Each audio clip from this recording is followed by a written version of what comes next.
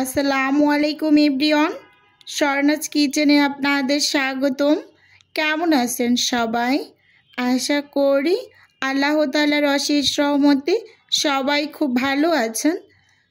আজকে আমি আপনাদের সাথে একটা ব্রেকফাস্ট রেসিপি শেয়ার করব।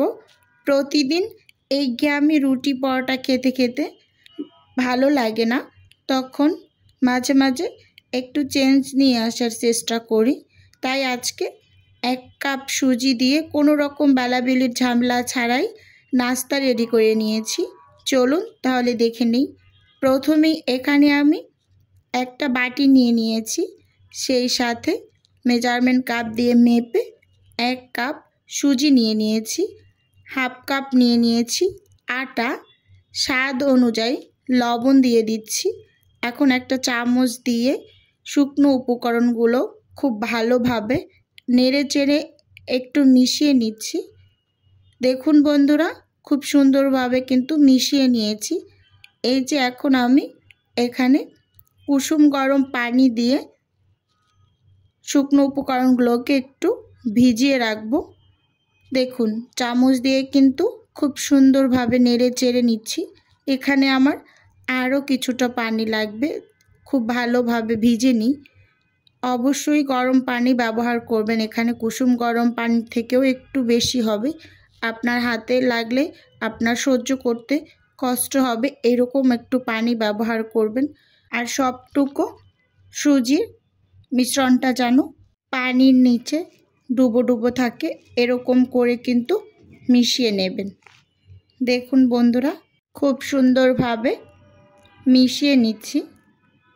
ভিডিওর এই পর্যায়ে ছোট্ট করে একটা রিকোয়েস্ট করে নিচ্ছি আমার প্রিয় আপু এবং ভাইয়াদের উদ্দেশ্যে, যারা যারা এখন পর্যন্ত ধৈর্য ধরে আমার এই ভিডিওর সাথেই আছেন কিন্তু লাইক দিতে ভুলে গিয়েছেন, প্লিজ ছোট্ট করে এখনই একটা লাইক দিয়ে ভিডিও দেখা কন্টিনিউ করুন।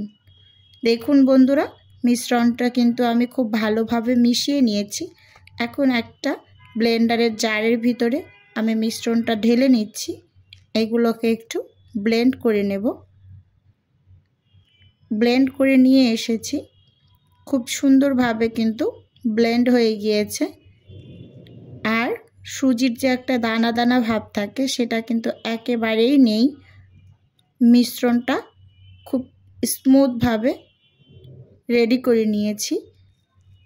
আর এই নাস্তাটা তৈরি করার সময় খুব বেশি একটা ঝামেলা পোহাতে হয় না, কোনো রকম রেস্টে রাখার প্রয়োজন হয় না, যেহেতু গরম পানি দিয়ে আমি সুজির মিশ্রণটা রেডি করে নিয়েছি প্রথমে।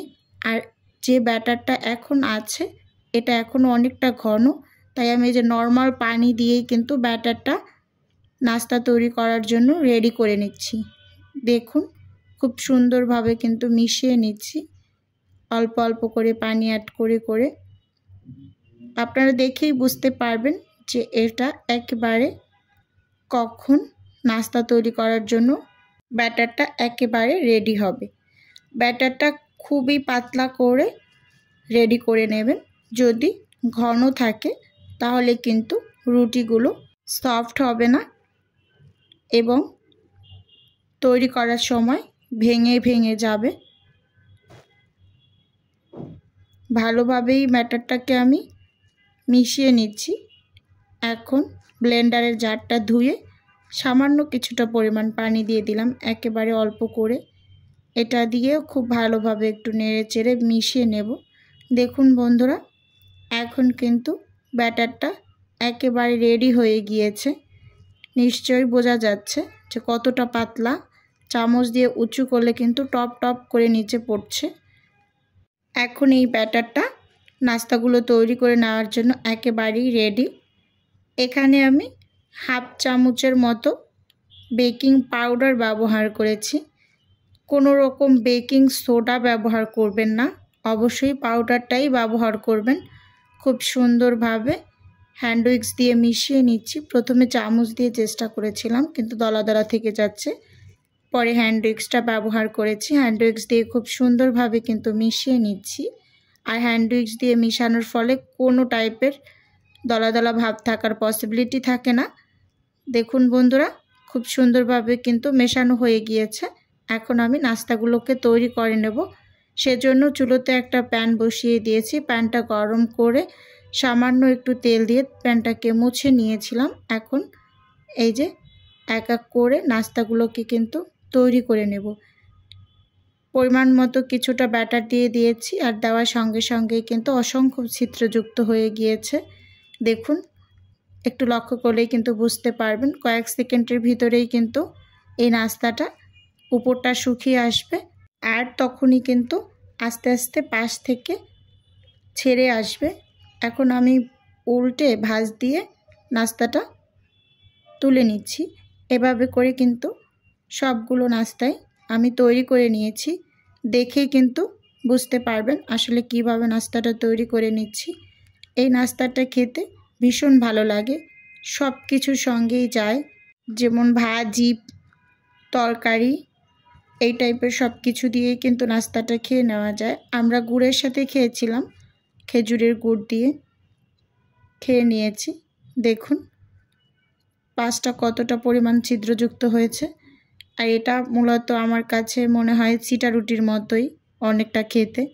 সবগুলো বানিয়ে নিয়েছি বন্ধুরা, দেখুন একটু দেখিয়ে দিচ্ছি আপনাদের। আর এই যে গুড় দিয়ে খেয়েছি আমরা সবাই সকালে। এখন আপনাদের একটু কাছ থেকে দেখিয়ে দিচ্ছি ভিতরটা আসলে কতটা সুন্দর হয়েছে। এই নাস্তাটা যে এতটা সহজ তৈরি করা, আর খুবই কম সময় লাগে, আর অনেকটা সফট, দেখেই বুঝতে পারছেন কতটা ছিদ্রযুক্ত হয়েছে। ভীষণ মজার একটা নাস্তা, কোনো রকম ঝামেলা ছাড়াই বেলাবিলির সকালের নাস্তাটা হয়ে যায়। আমার কাছে ভীষণ ভালো লেগেছে এই নাস্তাটা তৈরি করে। আপনাদের যদি ভিডিওর কোনো অংশ একটুখানি হলেও ভালো লাগে তাহলে অবশ্যই চ্যানেলটি সাবস্ক্রাইব করে আমার পাশে থাকবেন, আর ভিডিওর শুরুতে একটা অবশ্যই মনে করে লাইক দেবেন। তাহলে আজকের ভিডিও এ পর্যন্তই রাখছি। দেখা হবে নতুন কোনো ভিডিওতে, নতুন কোনো রেসিপিতে। সে পর্যন্ত সবাই ভালো থাকুন, সুস্থ থাকুন। আল্লাহ হাফেজ। আসসালামু আলাইকুম।